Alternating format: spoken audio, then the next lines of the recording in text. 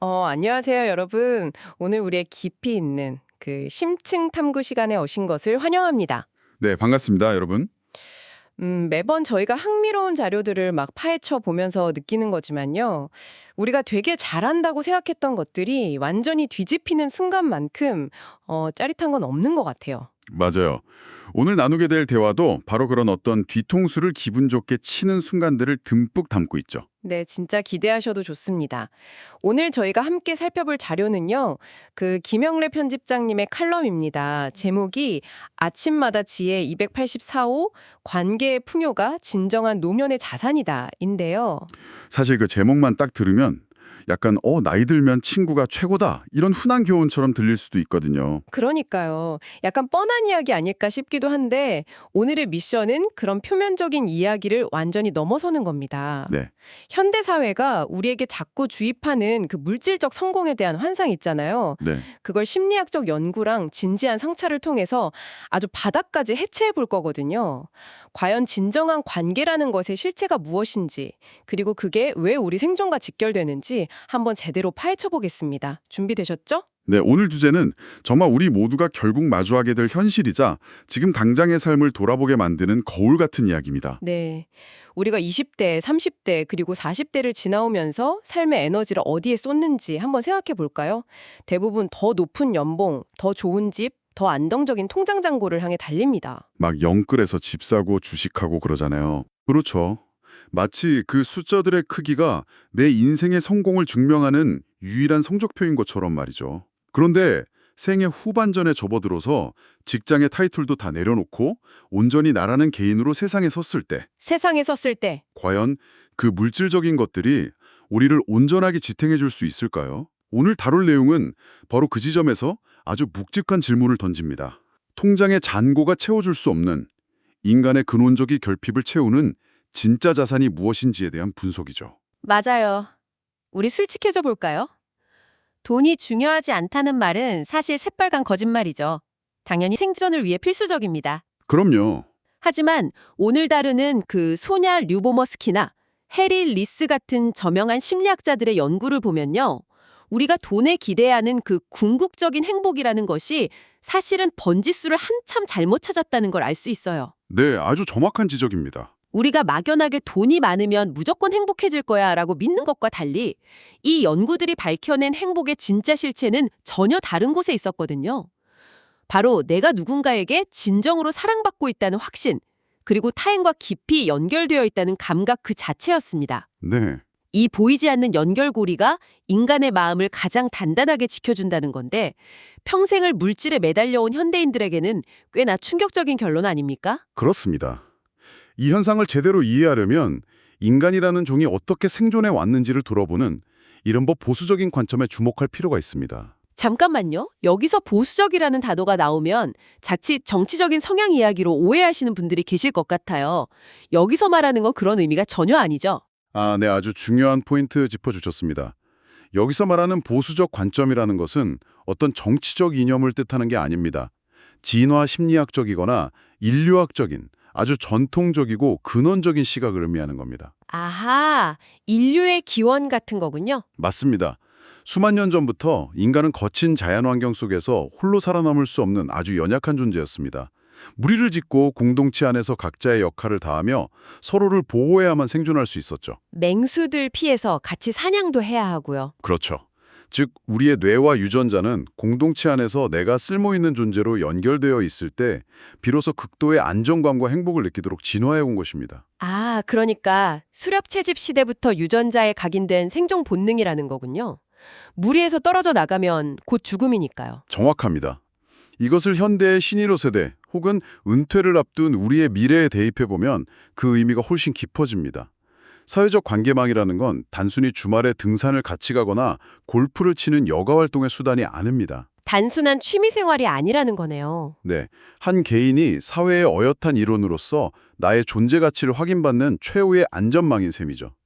직장이라는 거대한 울타리가 사라진 후 공동체 안에서의 역할과 연결이 끊어지면 단순한 우울감을 넘어서 자신의 존재 이유 자체가 흔들리는 엄청난 심리적 위기를 겪게 됩니다. 존재 가치를 확인받는 최후의 안전망이라 이 말이 정말 뼈 때리게 다가오네요. 그런데 막상 현실을 보면 참 답답합니다.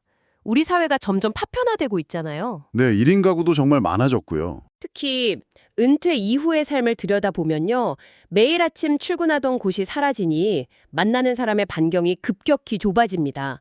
게다가 나이가 들면서 신체적인 제약까지 생기면 밖으로 나가는 것 자체가 엄청난 큰 결심이 필요해지죠. 맞습니다. 몸이 예전 같지 않으니까요. 그러다 보니 어느 순간 나이 들면 다 외로운 거지. 원래 인생은 독고다이야 하면서 이 고립감을 어쩔 수 없는 숙명으로 체념해버리는 분들이 정말 많습니다. 당장 여러분의 부모님 혹은 멀지 않은 미래의 우리 모습일 수도 있죠. 바로 그 지점, 외로움을 자연스러운 노화의 일부로 치부하고 체념해버리는 태도가 가장 위험합니다. 심리학이나 뇌과학 전문가들이 공통적으로 아주 강하게 경고하는 바가 있습니다. 어떤 경고인가요? 외로움을 대하는 우리의 근본적인 인식이 완전히 바뀌어야 한다는 건데요. 외로움은 그저 마음이 좀 쓸쓸하고 많은 감정적인 찌꺼기가 아닙니다. 그것은 생존을 위해 즉각적으로 대응하라고 우리 몸이 보내는 강력한 적신호입니다. 적신호요? 자동차 계기판에 빨간불이 들어오는 것처럼요? 네, 아주 완벽한 비유입니다. 우리가 뜨거운 냄비에 손을 대면 아 뜨거워 하고 반사적으로 손을 떼잖아요. 육체적 고통은 몸을 보호하기 위한 알람입니다. 놀랍게도 우리 뇌는 그 육체적 고통을 느끼는 부위와 사회적 고립, 즉 외로움을 느끼는 부위가 사실상 동일하다고 합니다. 와, 뇌가 똑같이 반응한다고요? 네, 사회적 동물인 인간이 타인과의 연결이 끊어지는 것을 뇌는 생존에 대한 치명적인 위협으로 받아들이는 겁니다.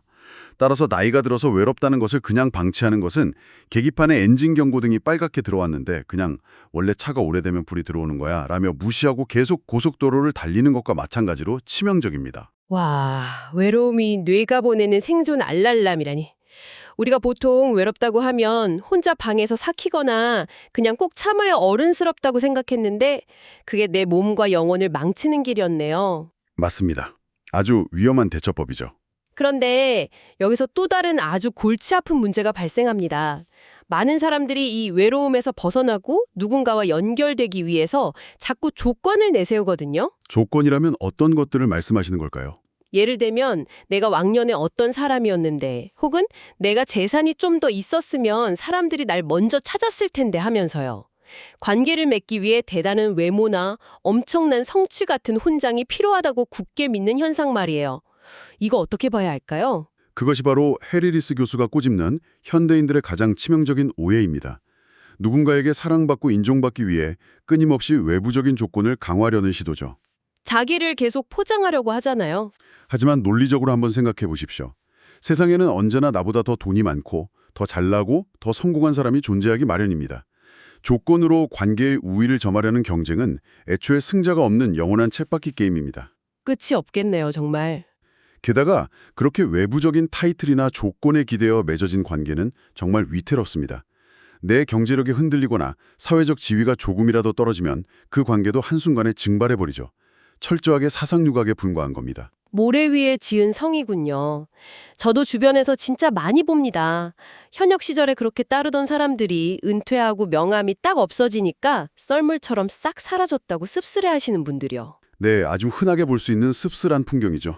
하면 진짜 중요한 질문이 남네요. 명함이나 통장 잔고 같은 조건이 아니라면 도대체 어떻게 해야 사상 누각이 아닌 진짜 튼튼하고 끈끈한 관계를 맺을 수 있는 겁니까? 네, 오늘 자료에서 제가 가장 소름 돋았던 대목이 바로 이 부분에 대한 해답이었는데요. 진정한 관계의 깊이를 만드는 건 완벽함이 아니라 투명함이라는 통찰이었습니다. 네. 이 칼럼의 가장 핵심적인 통찰이죠. 우리는 보통 완벽하게 빈틈없이 보여야 할 사람들이 날 좋아할 줄 알았는데 오히려 내 속을 투명하게 내비쳐야 한다는 거잖아요. 이게 말은 참 멋진데 심리학적으로 정확히 어떤 원리인가요? 이 투명함이라는 단어의 본질은 결국 취약함의 공유입니다. 타인과 정말 깊이 있는 영혼의 교감을 나누고 싶다면 내가 얼마나 강하고 대단한 사람인지 증명하려는 그 단단한 방어막을 걷어내야 합니다. 아, 방어막을요? 대신 나의 부족함, 내가 겪었던 뼈아픈 실패, 때로는 좀 찌질해 보이는 나약함까지도 솔직하게 드러낼 수 있는 용기가 필요하다는 거죠. 심리학적으로 보면 인간은 완벽한 사람 앞에서는 경외심을 느낄지 몰라도 정서적인 친밀감을 느끼기는 아주 어렵습니다. 오히려 거리감이 느껴지죠. 다가가기 힘들고. 맞습니다. 반대로 상대방이 자신의 빈틈을 보여줄 때, 아, 이 사람도 나와 똑같이 상처받고 나약한 인간이구나 라는 안도감과 함께 깊은 공감과 신뢰가 훅 하고 형성되는 것이죠. 일리는 있습니다. 진짜 완벽한 사람 옆에 있으면 왠지 숨이 막히고 나도 완벽해야 할 것 같은 압박감이 들긴 하잖아요. 피곤하죠. 그런데요, 이걸 현실적으로 생각해보면 이거 정말 엄청나게 어려운 과제 아닙니까? 특히 우리 사회 평생을 체면으로 목숨처럼 여기고 살아온 분들에게는요. 네, 한국 사회의 아주 큰 특징이죠. 남자는 태어나서 3번만 운다, 어디 가서 약한 모습 보이면 무시당한다, 이런 말을 진짜 귀에 못이 박히도록 듣고 자란 세대입니다. 이분들에게 갑자기 약점을 드러내라는 건 자칫 세상 한복판에서 벌거벗겨지는 것 같은 엄청난 공포 아닐까요? 네. 솔직히 약점 보였다가 뒤통수 맞거나 얕잡아 보일까 봐 두려운 게 인간의 당연한 방어 심리잖아요. 굉장히 현실적이고 예리한 지적입니다. 당연히 두렵죠. 평생을 입고 살아온 무거운 갑옷을 하루아침에 훌렁 벗어던지는 일이 어떻게 쉽겠습니까? 타인에게 나의 취약함을 드러내는 것은 분명 누군가에게 상처받을지도 모른다는 엄청난 리스크를 동반합니다. 네, 찔릴 수도 있죠. 하지만 우리가 직시해야 할 엄연한 사실은 그 갑옷을 겹겹이 입고 있는 한 날아오는 화살은 막아낼지 몰라도 타인의 따뜻한 체온 역시 절대 느낄 수 없다는 것입니다. 와, 상처받지 않으려고 높게 쌓아올린 벽이 결국 나를 철저하게 고립시키는 감옥이 되어버리는 뼈아픈 역설이죠. 화살은 막아도 체온은 느낄 수 없다. 너무 슬프면서도 정확한 비유네요. 결국 진정한 연결을 원한다면 내가 상처받을 각오를 하고서라도 그 벽의 문을 스스로 열고 나가야 한다는 거군요. 그렇습니다. 진정으로 사랑받고 깊이 연결된 존재가 되기 위해서는 이 체면이라는 환상을 과감히 넘어서는 계산된 모험이 절대적으로 필요합니다. 그리고 이 모험은 앞서 말씀드린 외로움이라는 생존의 적신호를 끄기 위한 가장 확실한 치료법이기도 합니다. 좋습니다. 이제 용기를 내서 체면을 조금 내려놓았다고 가정을 해보죠. 그럼 이제 누군가와 상호작용을 해야 할 텐데요. 여기서 손열 유구머스키 교수가 말하는 흥미로운 개념이 등장합니다. 네. 바로 관계의 시소 이론인데요. 여러분 동네 놀이터에 있는 시소를 한번 떠올려 보세요. 시소는 혼자서는 절대 탈 수가 없습니다. 내가 내려가면 상대방이 올라가고 상대방이 힘을 주면 내가 올라가죠. 그렇죠. 이 끊임없는 상호작용이 관계의 본질이라는 건데 우리는 종종 이 시소 한가운데 떡하니 앉아서 불평만 늘어놓는 것 같아요. 왜 쟤는 나를 안 띄워주지? 내가 누군데 감히 나한테 먼저 연락을 안 해? 하면서요. 아주 정확한 통찰입니다.